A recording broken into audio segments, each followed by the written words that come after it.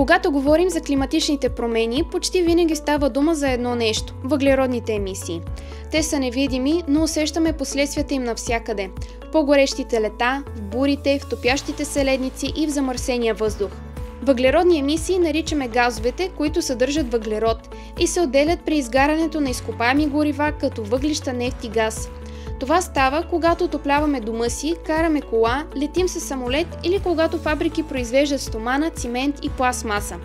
Въглеродният диоксид не е токсичен, но е парников газ. Той задържа топлината в атмосферата, създава така наречения парников ефект и е основна причина за глобалното затопляне.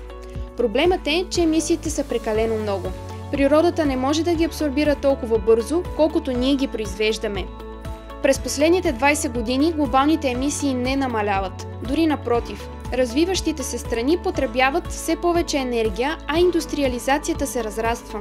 В същото време в региони като Европейския съюз и САЩ се наблюдава спад, благодарение на политики, които насърчават възобновяемата енергия, енергийната ефективност и устойчивия транспорт.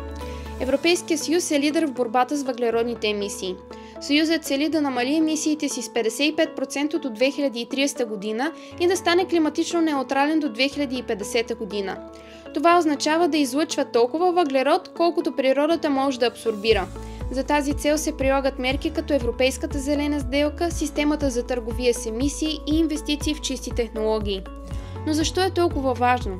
Защото въглеродните емисии водят не само до затопляне.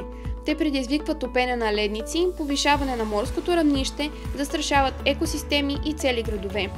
Те влошават въздуха, който дишаме и увеличават болестите – астма, сърдечни проблеми, дори преждевременна смърт.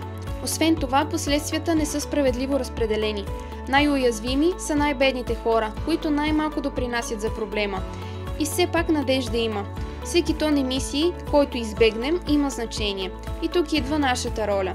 Да изберем колело пред кола, възобновяема енергия пред въглища, осъзнат избор пред бърза консумация. Бъдещето не е написано. Зависи от решенията, които взимаме днес. И от това колко въглерод ще отделим или ще задържим.